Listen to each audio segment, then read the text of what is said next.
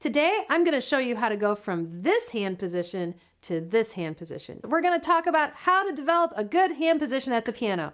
A supported hand will help you play faster with more ease and less tension. In this video, I'm going to demonstrate what a good hand position looks like, show you the difference between supported and unsupported hand positions, and provide exercises to help you develop these skills. I even have 3 bonus tips to share with you at the end, so stick around. I'm going to demonstrate today using the beginning of the first movement of Mozart's B-flat major sonata K333 and the beginning of Debussy's first arabesque. I'm going to put the first page of each of those pieces in a file in the description below this video so you can grab it right there. We've got a lot to cover, so let's get started. This is what a round hand arch looks like.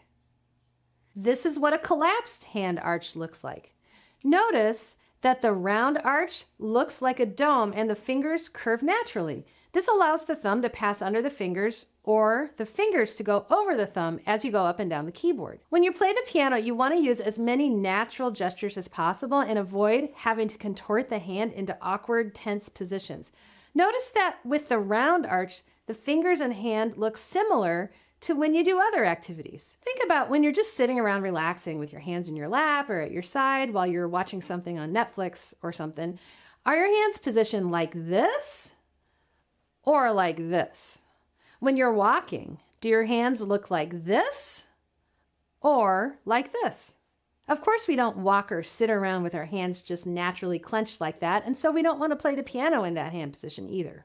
When we play the piano, the natural default hand position should be gently rounded with relaxed fingers and thumb. This rounded supported hand position is commonly referred to as the hand bridge or hand arch among pianists and piano teachers. I use these terms interchangeably, although I generally prefer hand bridge and I use that more often. You can see this is a rounded hand position. It's not flexed, it's not flat. That's what we're looking for at the piano. I'm going to show you what I mean by looking at the beginning of Debussy's first arabesque. This is what it looks like when I have a nice supported hand bridge. This is what it looks like when I have a flat, unsupported hand position. Do you see and hear the difference? Here are a couple of fun facts about the hand. It has 19 small bones in it, and the fingers don't actually end at the base of the hand, but they extend all the way to the wrist. Here's Scooter, our model, and I'll show you all 19 bones. 1, 2, 3, 4, 5, 6, 7, 8, 9, 10, 11, 12, 13, 14, 15, 16, and in the thumb, 17, 18, 19. We often think of the hand as like a palm that's just attached to the arm with fingers extending out of it, like the way we used to draw it in grade school. Picture the arm as a stick, and then there's a circle for the palm, and then all the fingers extend from that. But when I map Scooter's hand onto my hand, you can see that the fingers go all the way to the base of the hand and then attach to the wrist. The meaty part of the hand that we refer to as the palm is actually composed of muscles and tendons. The 19 bones support the hand structure, and as pianists we can use the physics of this to our advantage. You can see that if this is all muscles and tendons in here, if we can use the arch shape of the hand to support and give us strength while we're playing, that will help us play with more ease and facility. There's an incredibly detailed, informative book by Thomas Mark that helps pianists understand the physiology of playing the piano, and it's called What Every Pianist Needs to Know About the Body. In this book, Mark compares the bones in the hand to the stones in an arch bridge. In a bridge, the stones create a self-supporting arch by balancing and supporting each other with the keystone at the top, locking the entire structure together. This design not only keeps the bridge standing, but it also enables the bridge to bear significant weight, so heavy trucks can drive across it. Now let's contrast this arch shape with the structure of a brick wall. Here, the bricks are just stacked in rows, and so without that supportive arch shape, the top row of bricks would collapse if the lower rows were taken away. Our hand bones function like a stone bridge. You can see this arch shape when you look at your own hand. There's a self-supporting structure that's created by the geometry of the bones. This flattened hand position represents a collapsed hand bridge where the bones no longer provide support and it leaves the muscles and tendons to bear all the stress.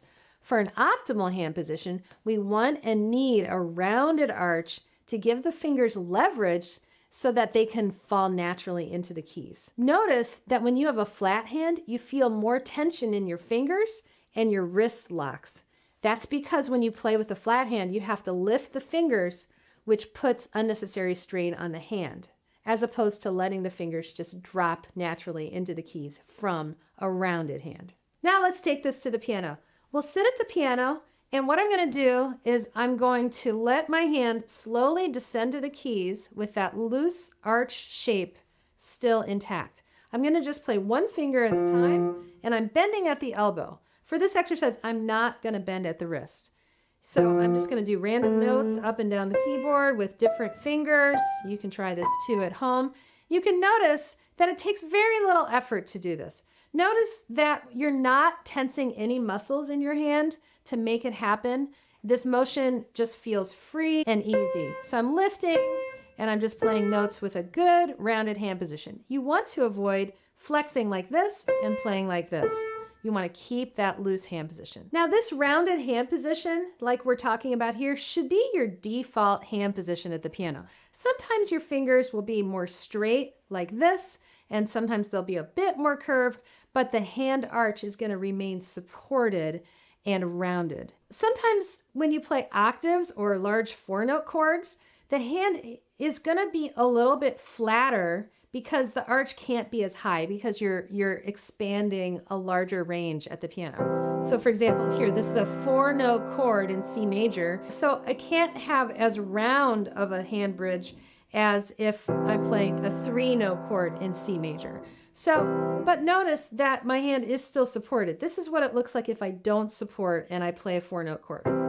I don't want to have that collapsed look on the back of the hand. So that's a 4-note chord.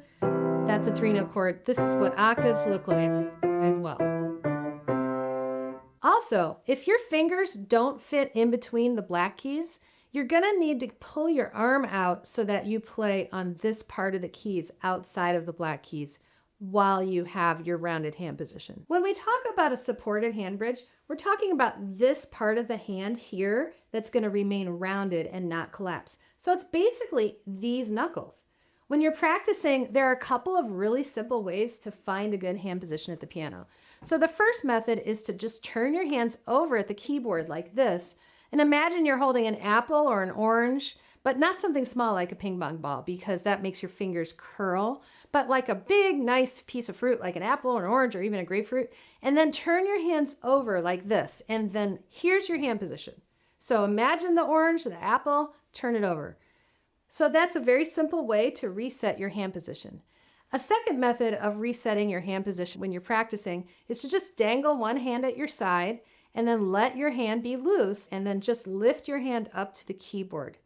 Now, the thing to watch out for is that a lot of people instinctively just curl their fingers between this place where the hand is at the side and when you come to the keyboard. So you want to watch that you don't overcurve your finger as you go into the playing position.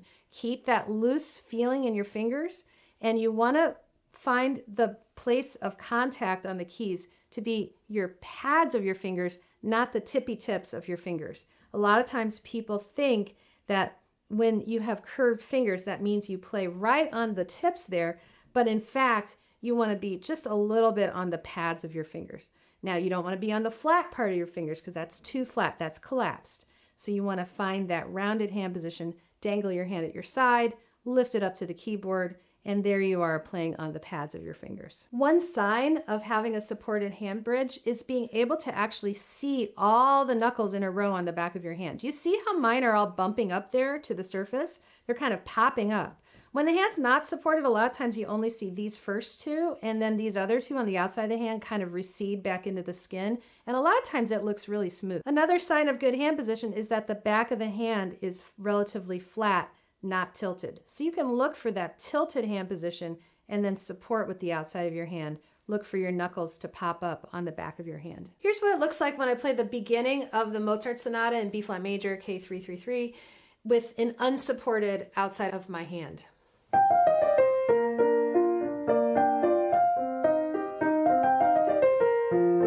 It's hard to have any facility. This is what it looks like when I play with a supported hand position.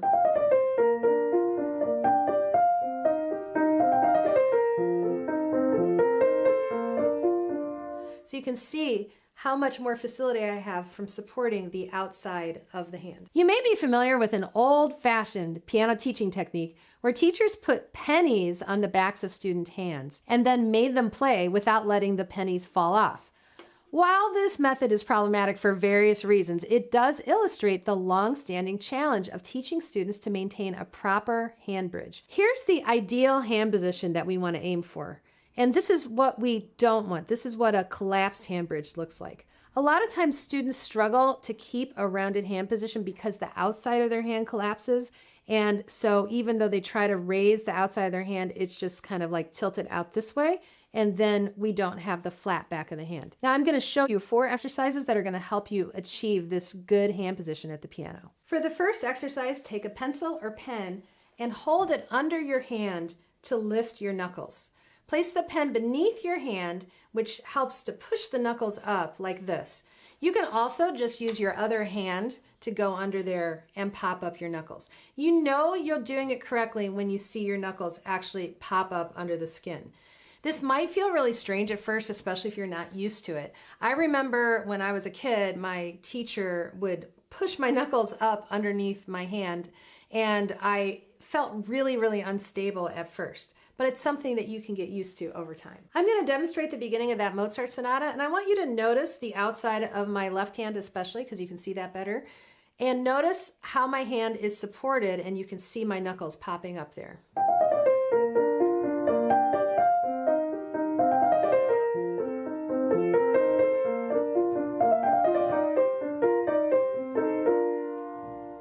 The second exercise is for the 5th finger, which is supported by this muscle on the outside of the hand.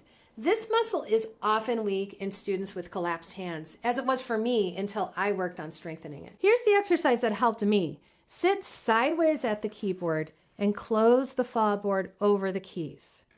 Now, put your hand and arm gently onto the closed fallboard and support all the way back to the elbow.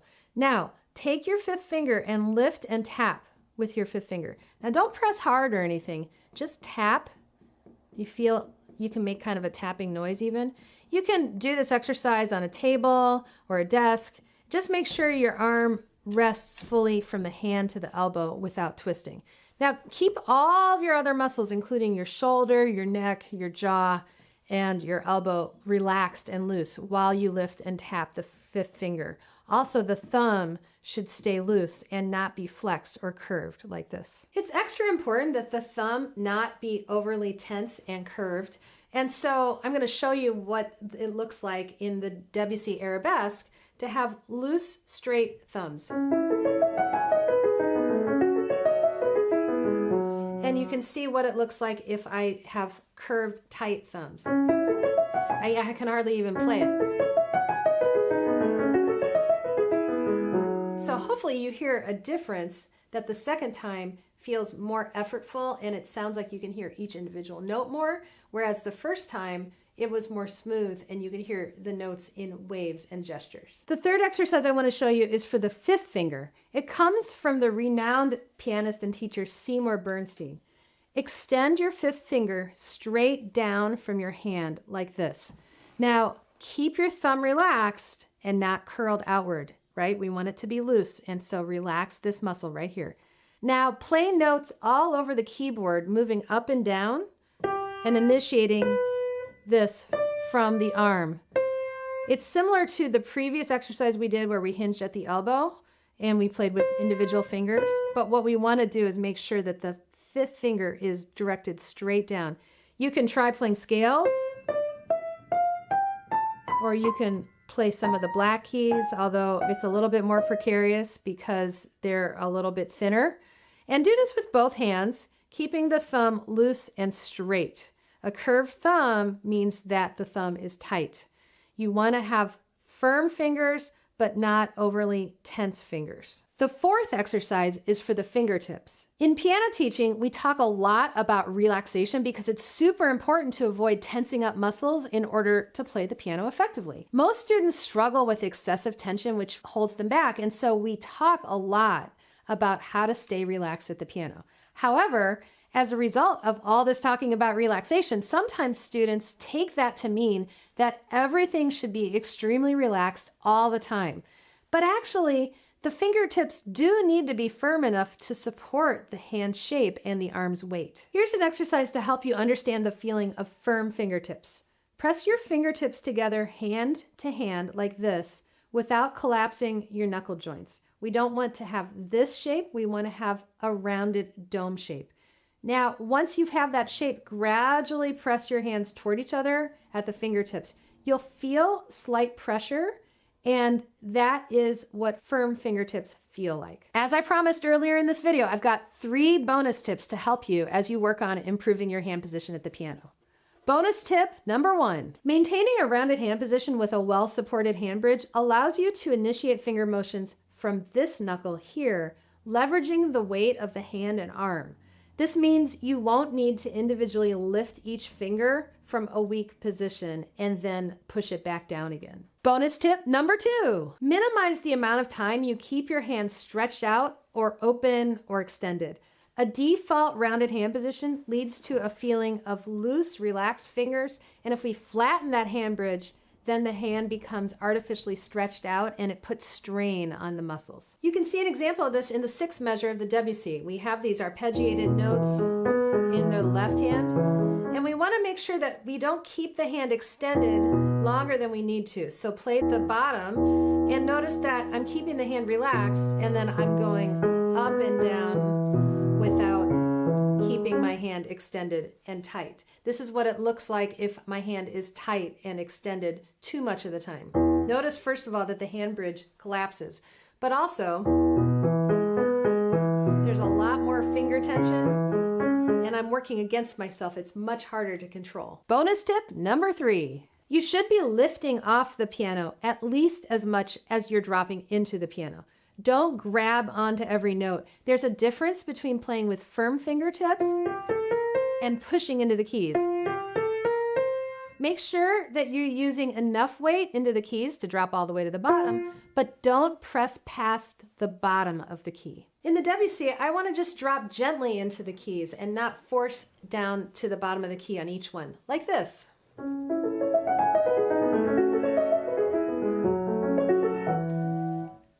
Not like this.